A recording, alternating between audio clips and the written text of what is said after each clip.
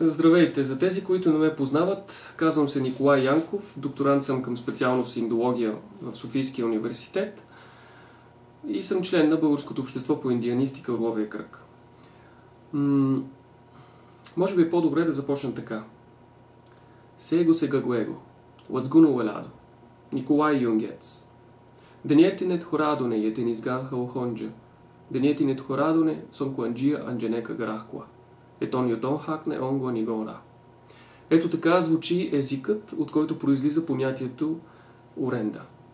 Ирокезски език или ирокезски езици, тъй като става въпрос за цяло езиково семейство, говорени основно в района на Ню Йорк и големите езера в Северна Америка.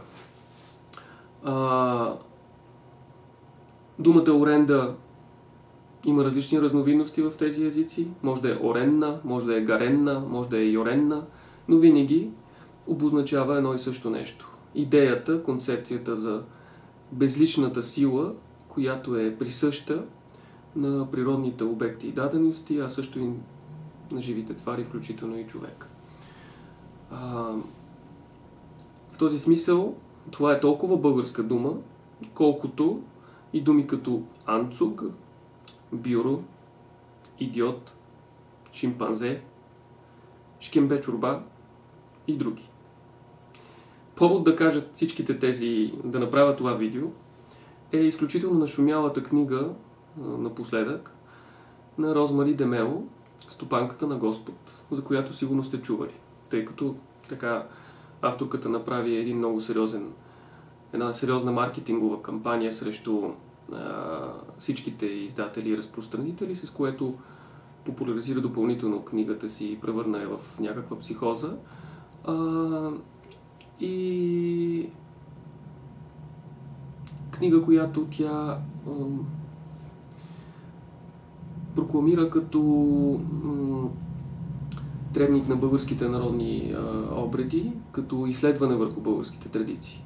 И всъщност оттам излиза целият проблем. Защото ако беше художествена литература, чудесно, нека има страхотен тираж, нека се радва на страхотен успех и всичко това нещо да бъде харесвано от читателите. Но точно защото се тиражира като нещо строго българско, с което да се идентифицираме, реших да направя това видео. Защото тук става въпрос за една отявлена лъжа. Не просто за недоразумение, за една отявлена лъжа, която се представя за истина, за факт, за обективна реалност, за българска реалия. Така сякаш няма други български реалии и източници на познание, с които можем да се гордеем, от които можем да черпим вдъхновение и да се идентифицираме. Как въобще се стига до тази абсурдност? Много просто. Още през 1851 година един от пионерите в антропологията, Луис Хенри Морган, издава своята наистина монументална книга Лига на ирокезите, в която говори за това понятие.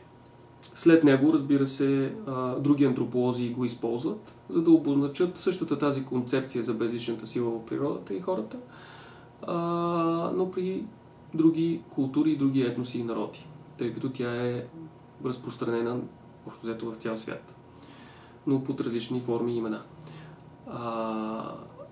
Така този термин се налага в антропологията като научен термин. Точно както използваме думи като анахронизъм, като фратеризъм, като нихилизъм и тям подобни. По същия начин, по същата линия, тя навлиза и в българските научни среди, където започва да се използва понятието, с което се опитваме да запълним една реално ниша и празнина, тъй като никой не знае как се е казвало, каква е българската дума за това понятие и въобще в каква степен прабългарите са изповядвали, имало ли е разлика или не. Но така или иначе, тъй като се допуска, това е все пак азиатска, също много характерна за Азия концепция. Допуска се, че и ние сме я изповядвали и оттам се навлиза и този това понятие оренда като, пак казвам, термин, абсолютно утвърден научен термин. Оренда и орендизъм. Който точно първи го е използвал, не смея да кажа дали е бил Бешевлиев в своята книга "Протобългарите, бит и култура" или някой друг. Възможно ли е това нещо да е обягнало на Розмари Демело, ако тя е етнолог и изследовател, каквато претендира, че е като в позицията, на която я канят много често да говори в медиите, то тогава това е наистина или абсурдно, или за мен е по-скоро невъзможно. Ако е съзнателно и тя се опитва да утвърди една лъжа в книгите си, то това си е престъпление към читателя, защото читателя в случая няма как да знае достоверността на всичко това, което му поднасят. Така че, апелирам всички хора, които се вълнуват от тази книга, които я четат, да имат повече критично мислене, да си проверяват нещата и да не приемат всичко за чиста монета. В този ред на мисли се сещам това, което каза и папа Франциск в едно от интервютата си последно време, което също стана доста така популярно, по повод на лъжите, спекулациите, сензациите, които се пишат от различни автори, журналисти, основно писатели. Той каза, че хората, които клонят към тези неща, рискуват да се отдадат на копрофилия. А хората, които клонят да четат подобни неща, които ги търсят дори, които искат да ги четат, се отдават или изпадат до състояние на копрофагия. И двете са еднакво неприятни и смръдливи. Така че който има уши да чуе, ще чуе, който има очи да види, ще види. Както са казали старите текстове, всеки сам си преценява. Това е моето обръщение към читателите на Розмари Демело. И Оненгилахи, скенен, както казват ирокезите. Довиждане.